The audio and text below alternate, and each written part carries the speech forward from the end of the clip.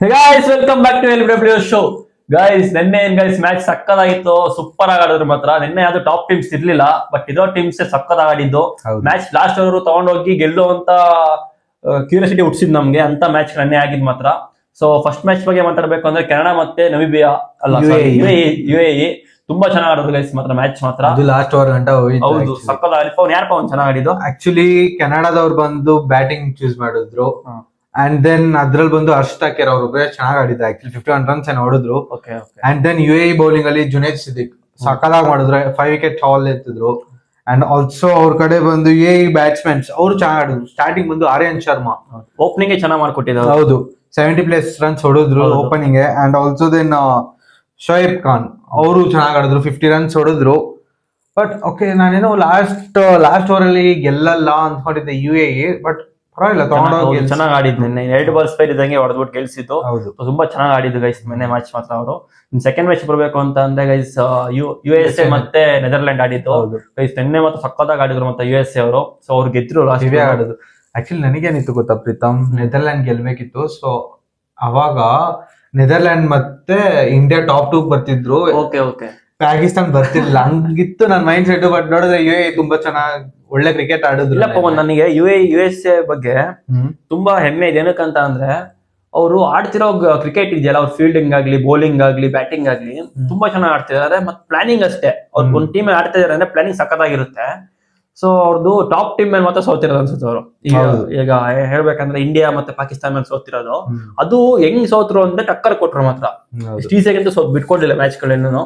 So ಇನ್ನಿರೋ 2 match ಗೆಲ್ಬೋದು ಅಂತ ಅನ್ಸುತ್ತೆ ನನಗೆ USA ಅವರು. ಸೊ ನೋಡ್ಬೇಕು ಹೆಂಗಾಗುತ್ತೆ ಅಂತ. ಆಕ್ಚುಲಿ USA ಕಡೆ ಬಂದು ಸಾಯ್ತೇಜ ಮುಕಾಮಲ ಅಂತ ಅವ್ರೆ ಆಫ್ ಸೈಡ್ ಶಾರ್ಟ್ಸ್ ಅಷ್ಟು ಚೆನ್ನಾಗಿ ಆಡಿದ್ರು. ನೀವು ನೋಡಿಲ್ಲ ಅಂದ್ರೆ ಹೈಲೈಟ್ಸ್ ನೋಡಿ, ಒಳ್ಳೆ ತುಂಬಾ ಶಾರ್ಟ್ಸ್ ಕ್ಲೀನ್ ಆಗಿ ಆಡ್ತವ್ರೆ, ಎಲ್ಲ ಕ್ರಿಕೆಟಿಂಗ್ ಶಾರ್ಟ್ಸ್. ಇನ್ನೊಂದೇನ ಹೇಳ್ಬೇಕಂದ್ರೆ ಅಲ್ಲಿರೋ ಅರ್ಧ ಜನ ನಮ್ ಇಂಡಿಯಾ ಇಂದ ಬೇಸಿಕ್ ಕಲ್ತ್ಕೊಂಡು ಹೋಗಿರೋದು. ಹೌದು, ಸೊ ನಮ್ ಇಂಡಿಯನ್ ಕೋಚ್ ಗಳು ಎಲ್ಲ ಹೇಳ್ಕೊಟ್ಟಿದ್ರಲ್ಲ, ಫೌಂಡೇಶನ್ ಇಲ್ಲಿದೆ ಆಕ್ಚುಲಿ. ಸೊ ಗೈಸ್ ಇನ್ನೊಂದ್ ಹೇಳ್ಬೇಕಂದ್ರೆ ನಮ್ ಇಂಡಿಯಾದಲ್ಲಿ ಸಿಗದೆ 11 ಜನ ಪ್ಲೇಯರ್ಸ್ ಚಾನ್ಸ್, ಮ್ಯಾಕ್ಸಿಮಮ್ 15 ಮೆಂಬರ್ಸ್. ಇನ್ನು ಎಲ್ಲಾ ಫಾರ್ಮ್ಯಾಟ್ ತಗೋತೀನಿ ಅಂತಂದ್ರೆ 30 ಜನ ಮ್ಯಾಕ್ಸಿಮಮ್. ಅದಕ್ಕೆ ಜಾಸ್ತಿ ಯಾರು ಸೇರ್ಸ್ಕೊಳ್ಳೋದಿಲ್ಲ, ತಗೊಳಕ್ಕೂ ಆಗಲ್ಲ. ಅದು ಪರ್ಫಾರ್ಮ್ ಮಾಡಿರ್ಬೇಕು ತಗೋಬೇಕು ಅಂದ್ರೆ. ಸೊ ಅದಕ್ಕೆ ಏನ್ ಮಾಡ್ತಿದಾರೆ, ಎಲ್ರು ಬೇರೆ ಬೇರೆ ಕಡೆ ಹೋಗಿ ಆಡ್ಕೊಂಡು ನಮ್ಮ ಇಂಡಿಯಾದಲ್ಲಿ ಬೆಳೆದು ಬೇರೆ ಕಡೆ ಆಡ್ತಿದ್ರೆ ನಮಗೂ ಖುಷಿನೇ. ಏನಕ್ಕಂದ್ರೆ ಅಲ್ಲೂ ನಮ್ ಇಂಡಿಯನ್ಸ್ ಇದಾರೆ ಅಂತ ಖುಷಿ ಪಡ್ಬೇಕು ನಾವು. ಸೊ ಇದರಿಂದ ನಮಗೆ ಹೆಮ್ಮೆನೆ ಆಗುತ್ತೆ. ಆಲ್ಸೋ ಒಂದ್ ಕಡೆ ಬೇಜಾರಾಗುತ್ತೆ, ಇವ್ರಿಗೆ ಇಲ್ಲಿ ಚಾನ್ಸ್ ಸಿಕ್ತಿಲ್ವಲ್ಲ. ಬಟ್ ಪವನ್ ನಂಗೆ ದೇಶದಲ್ಲಿ ಅವ್ರಿಗೆ ಚಾನ್ಸ್. ಇನ್ನೊಂದ್ ಹೇಳ್ಬೇಕಂದ್ರೆ ಇಲ್ಲಿ ಚಾನ್ಸ್ ಸಿಗಕ್ಕೆ ಅಲ್ಲಿ ನಮ್ ಪ್ಲೇಯರ್ಸ್ ಹಂಗೆ ಇದಾರೆ. ಇಲ್ಲಿ ಆಡ್ತಿರೋ ಪ್ಲೇಯರ್ಸ್ ಅಷ್ಟ್ ಚೆನ್ನಾಗಿ ಆಡ್ತಿದ್ದಾರೆ. ಸೊ ಚಾನ್ಸ್ ಸಿಗೋದ್ ಡೌಟೆ. ಸೊ ಅದಕ್ಕೋಸ್ಕರ ಬೇರೆ ಕಡೆ ಹೋಗಿ ನಮ್ಮ ಇಂಡಿಯನ್ ಹೆಸರನ್ನ ಎಲ್ಲ ಕಡೆ ತಗೊಂಡೋಗಿ ಸ್ಪ್ರೆಡ್ ಮಾಡ್ತಿದ್ದಾರೆ. ನಮಗೆ ಖುಷಿನೇ ಆಗ್ತಿದೆ. ಸೊ ನಿನ್ನೆ USA ಗೆದ್ದಿ ಅವರು ಒಳ್ಳೆ ಏನಂತ ಹೇಳ್ತಾರೆ ಅದನ್ನ, ಈ ಗ್ರೂಪ್ ಅಲ್ಲಿ ನಾವು ಕಾಂಪಿಟೇಟರ್ ಅಂತ ತೋರಿಸಿದ್ದಾರೆ. ಹೌದು. ಸೊ ಅದ್ ಬಿಟ್ರೆ ಇವತ್ತಿನ ಮ್ಯಾಚ್ ಬರ್ಬೇಕು ಅಂದ್ರೆ ಇದು ಇಂಗ್ಲೆಂಡ್ ಮತ್ತೆ ಸ್ಕಾಟ್ಲೆಂಡ್ ಇದೆ. ಸೊ ಗೈಸ್ ಇದು ನನಗೆ ಅನಿಸ್ತಂಗೆ ಇಂಗ್ಲೆಂಡ್ ಆರಾಮ ಹೊಡೆಯುತ್ತೆ ಅನ್ಸುತ್ತೆ. ಯಾಕಂದ್ರೆ ಈ ವರ್ಲ್ಡ್ ಕಪ್ ಅಲ್ಲಿ ಹೌದು ತುಂಬಾ ಕಾಂಪಿಟೇಷನ್ಸ್ ಇದೆ. ಅದು ಅಸೋಸಿಯೇಟ್ ನೇಷನ್ಸ್ ತುಂಬಾ ಕಾಂಪಿಟೇಷನ್ ಕೊಡ್ತಿದ್ದಾರೆ ಬೇರೆ ದೊಡ್ಡ ದೊಡ್ಡ ಟೀಮ್ ಗಳಿಗೆ. ಹೌದು. ಸೊ ಇಂಗ್ಲೆಂಡ್ ಕಡೆ ಹೇಳ್ಬೇಕಂದ್ರೆ ಒಳ್ಳೆ ಓಪನಿಂಗ್ ಬ್ಯಾಟ್ಸ್ಮನ್ ಗಳಿದ್ದಾರೆ. ಸೊ ಬಟ್ಲರ್ ಇನ್ನೂ ಸದ್ ಮಾಡಿಲ್ಲ. ಸೊ ಫಿಲ್ಪ್ ಸಾಲ್ಟ್ ಅಷ್ಟೇ ಫಸ್ಟ್ ಒಂದ್ ಮ್ಯಾಚ್ ಅಲ್ಲಿ ಮಾಡಿಲ್ಲ, ಸೆಕೆಂಡ್ ಮ್ಯಾಚ್ ಅಲ್ಲಿ ಒಂದು 20 ಏನಂದ್ರೆ ಕ್ವಿಕ್ ರನ್ಸ್ ತಗೊಂಡ್ಬಂದ್ಬಿಡ್ತಾರೆ. ಹೌದು, ಅವ್ರ ಪವರ್ ಪ್ಲೇಲಿ ಎಲ್ಲೂ ಕುಡ್ಕಾಡೋದಿಲ್ಲ. ಅವ್ರು ಹೊಡಿಬೇಕಂತಾನೆ ಹೋಗ್ತಾರೆ. ಆಕ್ಚುಲಿ ಅವರು ಪವರ್ ಪ್ಲೇ ದಾಟಿದ್ರೇನೆ ಒಂದು 80+ ರನ್ಸ್ ಆದ್ರೂ ಸ್ಕೋರ್ ಮಾಡೇ ಮಾಡಿ. ಹೌದೌದು. ಅವ್ರ ಏನಾದ್ರು ಬಟ್ಲರ್ ಮತ್ತೆ ಸಾಲ್ಟ್ ನಿಂತ್ಕೊಂಡ್ರು ಲಾಸ್ಟ್ 6 overs ಅಲ್ಲಿ ನಿಂತ್ಕೊಂಡ್ರು ಅಂತ ಅಂದ್ರೆ ಆಲ್ಮೋಸ್ಟ್ 80 to 90 ರನ್ಸ್ ಅವರೇ ಹೊಡೆದು ಬಿಡ್ತಾರೆ. ಸೊ ಕೆಪಾಸಿಟಿ ಇರೋ ಓಪನರ್ಸ್ ಅವರು. ಸೊ ವಿಕೆಟ್ಸ್ ಕಳ್ಕೊಳ್ದೇ ಇದ್ರೆ ಒಳ್ಳೆ ಸ್ಕೋರ್ ಹಾಕ್ಬೋದು ಅಂತ ಅನ್ಸುತ್ತೆ ಬೋರ್ಡ್ ಮೇಲೆ. ಸೊ ಸ್ಕಾಟ್ಲೆಂಡ್ ಬಗ್ಗೆ ಮಾತಾಡ್ಬೇಕಂದ್ರೆ ಟಕ್ಕರ್ ಕೊಟ್ಟಿದ್ದಾರೆ ಇದುವರೆಗೂ ನಮ್ಮಿದು ವರ್ಲ್ಡ್ ಕಪ್ ಅಂತ ಬಂದ್ರೆ. ಸೊ ಇಂಗ್ಲೆಂಡ್ ಟೀಮ್ ಮೇಲೆ ಟಫ್ ಆದ್ರೂ ಪರವಾಗಿಲ್ಲ, ಅವರು ನನಗೆ ಪ್ಲಾನಿಂಗ್ ಮಾಡ್ಕೊ ಬರ್ತಾರೆ ಅವ್ರಿಗೂ.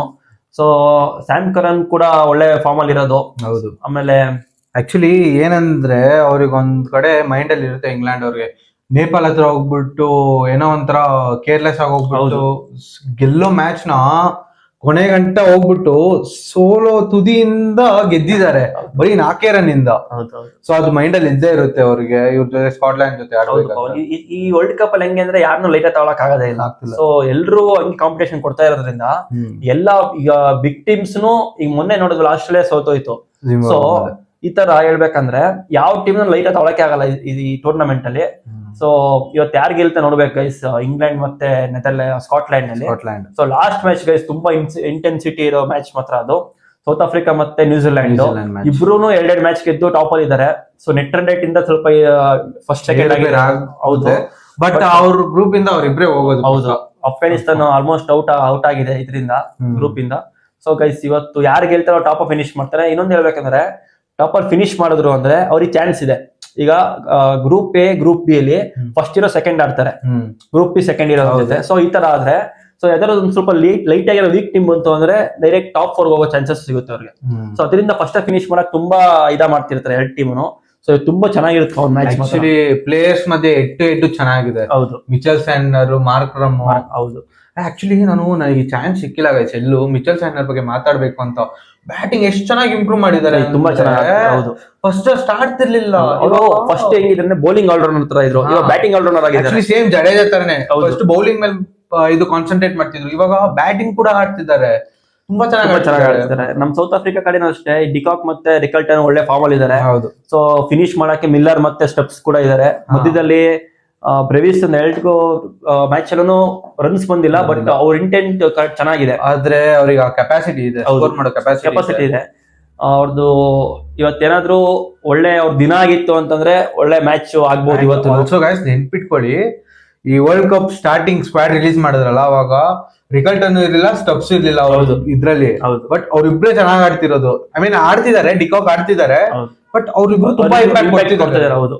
ಸೊ ನಿಗಿಡಿ ಬಗ್ಗೆ ಮಾತಾಡ್ಬೇಕು, ಅವರು ತುಂಬಾ ಚೆನ್ನಾಗಿ ಆಡ್ತಾರೆ ಬೌಲಿಂಗ್ ಅಲ್ಲಿ. ಆಕ್ಚುಲಿ ನಾನು ಇನ್ನೊಂದು ಹೇಳ್ತೀನಿ ಪ್ರೀತಮ್, ರಬಾಡ ಬಂದು ಪಿಚ್ ನ ಪ್ರಾಪರ್ ಆಗಿ ರೀಡ್ ಮಾಡ್ತಿಲ್ಲ. ಲುಂಗಿನೇ ಪ್ರಾಪರ್ ಆಗಿ ರೀಡ್ ಮಾಡ್ಬಿಟ್ಟು ಅವ್ರ ಹತ್ರ ನ್ಯೂಸ್ ನ ಸ್ಪ್ರೆಡ್ ಮಾಡ್ತಿದ್ದಾರೆ, ಇನ್ಫಾರ್ಮೇಶನ್ ಕೊಡ್ತಿದ್ದಾರೆ. ನೀವು ಈ ಪಿಚ್ ಅಲ್ಲಿ ಸ್ಲೋವರ್ಸ್ ಹಾಕಿದ್ರೆ, ವೇರಿಯೇಷನ್ಸ್ ಕೊಟ್ರೆ ಬ್ಯಾಟ್ಸ್ಮನ್ ಹೊಡೆಯಕ್ ಕಷ್ಟ ಆಗುತ್ತೆ. ಇನ್ನೊಂದು ಹೇಳ್ಬೇಕು ನಿನ್ಗೆ, ಸೊ ಈ ಟೂರ್ನಮೆಂಟ್ ಇಷ್ಟೇ ನಾನು ಮ್ಯಾಚ್ ನೋಡ್ಕೊಂಡ್ ಬಂದಿರೋದ್ರಲ್ಲಿ ನಾನು ಇಂಪ್ಯಾಕ್ಟ್ ಮಾಡಿರೋ ಬೌಲರ್ಸ್ ಯಾರು ಅಂದ್ರೆ ಸ್ಲೋ ರನ್ ಇಟ್ಟಿರೋದು. ಹೌದು, ಫಾಸ್ಟ್ ಬೌಲರ್ಸ್ ಎಲ್ಲ ಹೊಡ್ಸ್ಕೊಂಡಿದ್ದಾರೆ. ಹೌದು ಆಯ್ತಾ, ಫಾಸ್ಟ್ ಬೌಲರ್ ಸ್ಲೋ ರನ್ ಹಾಕಕ್ ಬರುತ್ತೋ ಗೊತ್ತಿಲ್ಲ, ಮಾತ್ರ ಅವ್ರು ಆಗ್ತಿಲ್ಲ ಅದನ್ನ. ಸೊ ಅಲ್ಲಿಂದ ರನ್ ಲೀಕ್ ಮಾಡ್ತಾನೆ ಇದಾರೆ. ಸೊ ಈಗ ನಿಗಿಡಿ, ಆಮೇಲೆ ಇವಾಗ ಅವರೆಲ್ಲ ಬಂದ್ರೆ ಸ್ಲೋ ರನ್ ಇಟ್ಕೊಂಡಿದ್ದಾರೆ, ವೇರಿಯೇಷನ್ ಇಟ್ಕೊಂಡಿದ್ದಾರೆ. ಸೊ ಅದರಿಂದ ವಿಕೆಟ್ ಹೋಗ್ತಿದೆ ಬಿಟ್ರೆ ಅವ್ರಿಗೆ. ಅದೇ ಇವಾಗ ಜೋಫ್ರಾ ಆರ್ಚರ್, ರಬಾಡ ಇವರೆಲ್ಲ ಹೆಂಗೆ ಅಂದ್ರೆ ಟಾಪ್ ಲೆವೆಲ್ ಬೌಲರ್ಸ್ ಅವರೆಲ್ಲ. ಸೊ ಅವರೆಲ್ಲ ರನ್ ಲೀಕ್ ಮಾಡ್ತೀವಿ, ನಮ್ಗೆ ಬೇಜಾರಾಗುತ್ತೆ. ಸೊ ನಾವು ಅವ್ರನ್ನೆಲ್ಲ ಒಂಥರ ರೋಲ್ ಮಾಡೋ ತರ ಇಟ್ಕೊಂತಿರ್ತೀವಿ.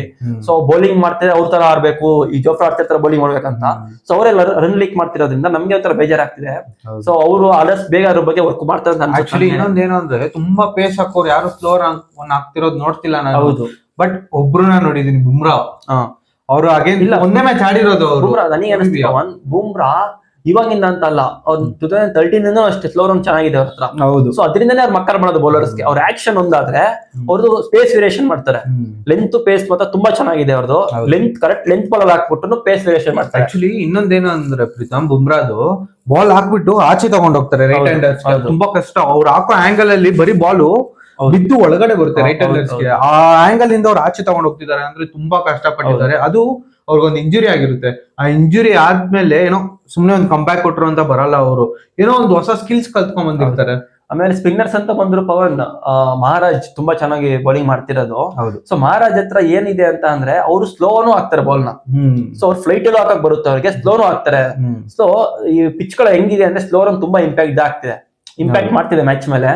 ಸೊ ಅವ್ರಿಗೆ ಇನ್ನೊಂದೇನಂದ್ರೆ ಮಾಸ್ಟರ್ ಮೈಂಡ್ ತುಂಬಾ ಚೆನ್ನಾಗಿದೆ ಮಹಾರಾಜ್ ಅವ್ರದ್ದು. ತುಂಬಾ ಚೆನ್ನಾಗಿ ಯಾವಾಗ ಯಾವ ಬಾಲ್ ಹಾಕ್ಬೇಕು, ಎಲ್ಲಿ ವಿಕೆಟ್ ತೆಗಿಬೇಕು, ರನ್ಸ್ ಯಾವಾಗ ಕೊಡ್ಬೇಕು, ಯಾವಾಗ ಕೊಡ್ಬಾರ್ದು ಎಲ್ಲ ಗೊತ್ತು ಅವ್ರಿಗೆ.